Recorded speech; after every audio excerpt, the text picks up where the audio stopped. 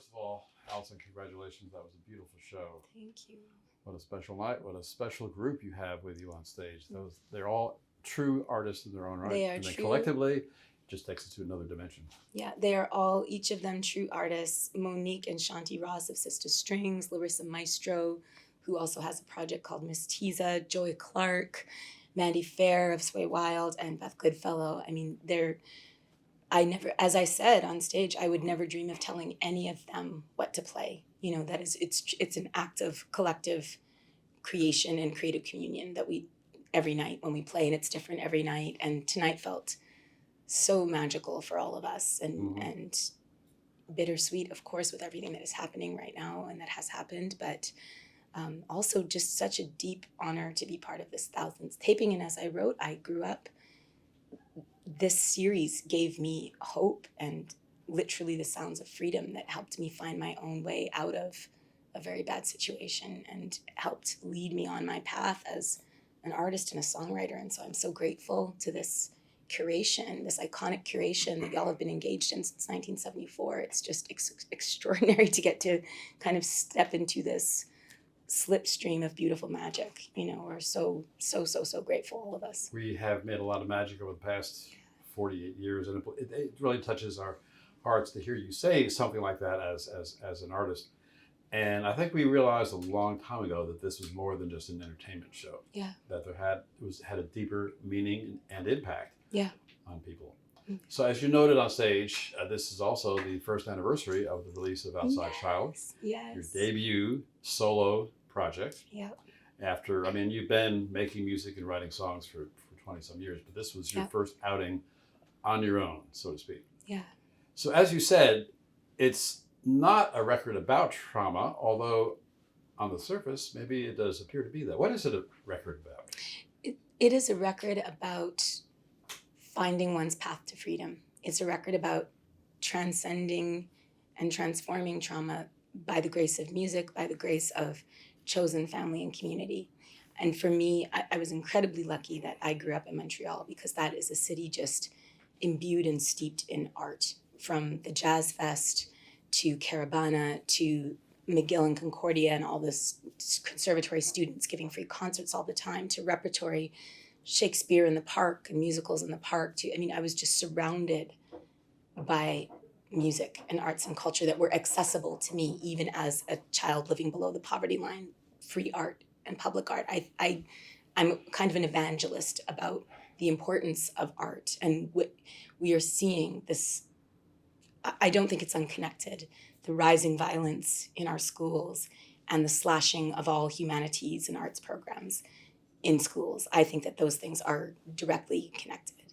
And what we know is that art provides a vehicle for us to grow our empathy as humans. It helps us, humanities literally they help us connect to our deepest, truest, best selves as humans, and as completely interconnected one human family on this planet, our one planet that we know we can survive on, despite, I know people are hoping for finding other, livable places in space, but we have this planet, this miracle of a planet, and we are a species that I believe is on the brink of a mass extinction. And I know that sounds extreme and hyperbolic, but I actually believe that to be true. And I think that we have a chance to come out of our tailspin, but it will require a great deal of creative problem solving and coalition and cooperation, which is all human progress has been a story of collaboration, cross-pollination, coalition, doing things collectively and together, Well, the importance of arts education cannot be overstated. And all you need are eyes and ears to be able to see and hear what happens. There's plenty of evidence. Getting back to the record, it's kind of amazing how quickly it all came together. The record project itself came together in just a couple of months, and then the recording itself was like 3 to 4 days in the studio, right? Yeah, all of the songs were written.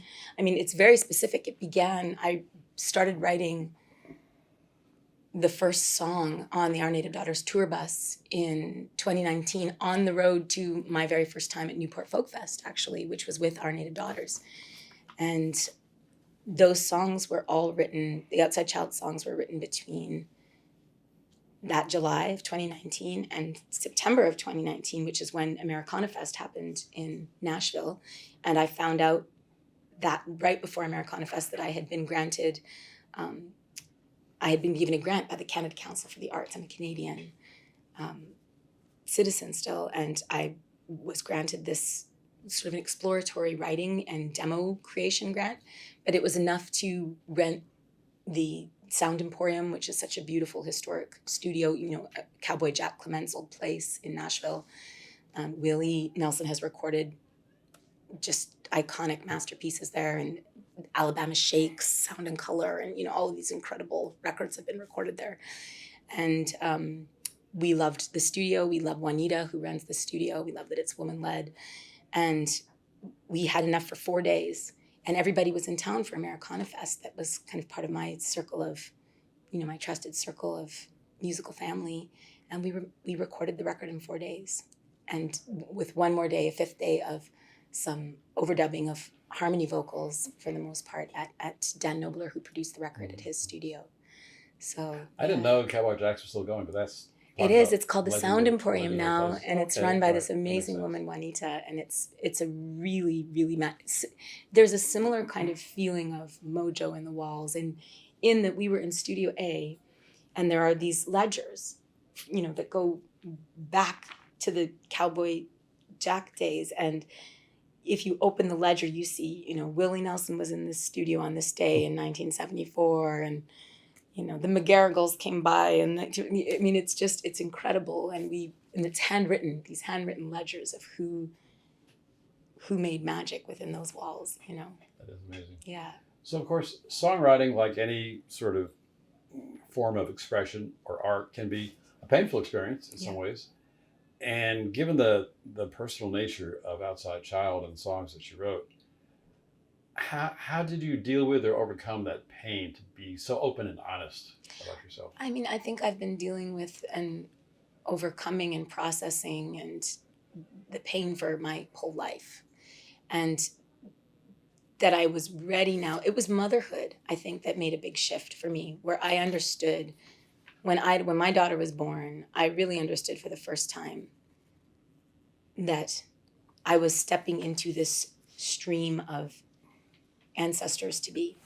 And I wanted to be a good one. And I wanted to be able to look my child in the eye and say that I had done everything I possibly could to reduce harm in the world, to make it a little bit better so that she wouldn't have to carry all of the burdens that I and so many others, 1 in 3 women, 1 in 4 men, 1 in 2 trans or non-binary or gender expansive folks who have experienced similar sorts of abuse and violence have carried. And it's a pandemic of such epic proportions that we've only very recently begun to address it, you know, very, very recently. And I'm so grateful to people like Tarana Burke and the Me Too movement who've given us sort of a way to connect, survivors, a way to connect, and a way to start doing this collective healing work, and a critical mass of people who know firsthand that, yes, you can survive, but also we have to actively get uncomfortable if any of this is to change, you know? And the first step is talking about it. And not everybody can. And because I'm a songwriter who compulsively talks about everything, because I can, then I came to realize that I must. Because not everybody can, but if I can, then I must, if that makes sense. Mm-hmm. Totally. And it became important to me to get loud about it and also to talk about it's a roadmap, really. Outside Child, the record, is a memoir and a roadmap. It's one child's journey out of abuse by the grace of music, by the grace of the community I met through music, who were not abusive, who saw me as a fully human being, who saw me as fully equal, who saw me as of worth, and whom I have formed deep relationship with. And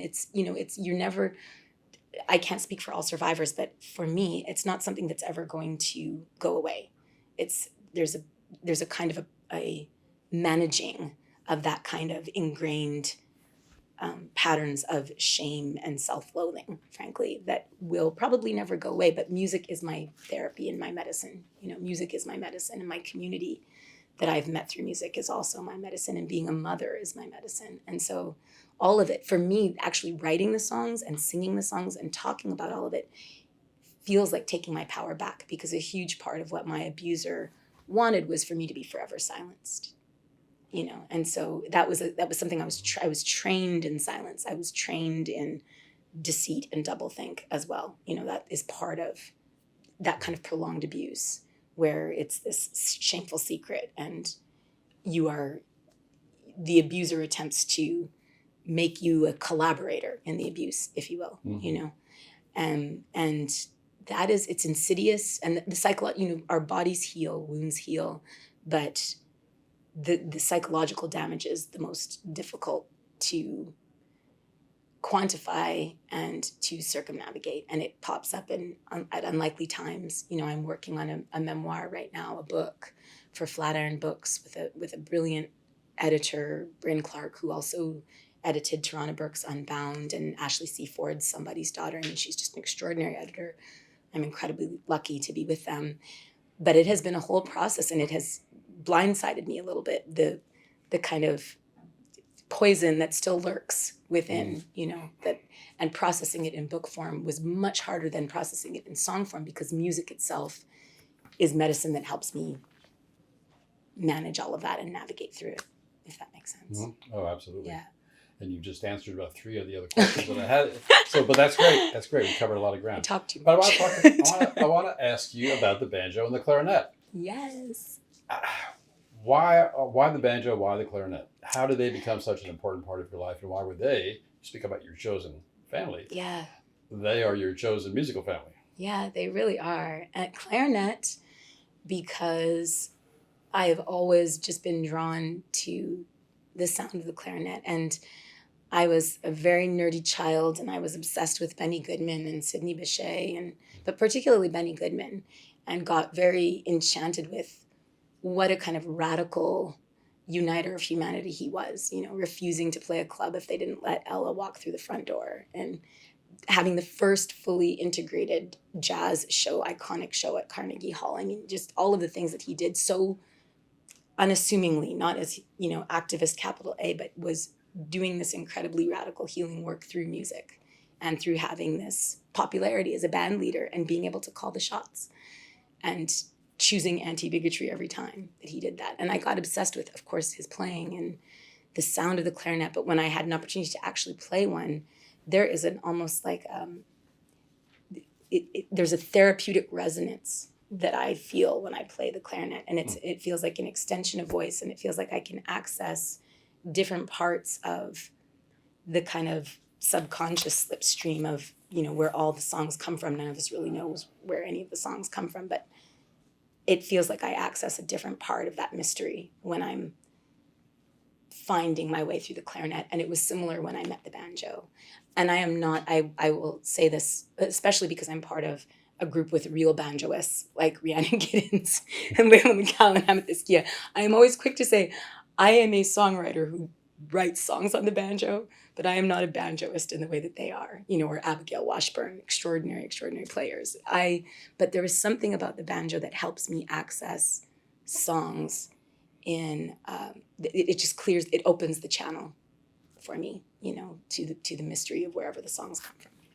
Well, and of course the banjo has such a rich very much heritage of its own. Very much. And as Rhiannon says, it is such, it's symbolic of the journey of the Black diaspora through the Americas, and this painful but incredibly rich collision of cultures that has resulted in American music, you know, which is music that has traveled all over the world. And there's this, it's the story of humanity to me, of the way we have always cross-pollinated. We have always collaborated. The whole is always greater than the sum of the parts. There's no such thing as purity. Everything is affected by something that's come before, something that was heard somewhere else, you know. And there's the banjo coming from these Acontings and coming from West Africa in the holds of slave ships, and somehow helping people up with totally disparate cultures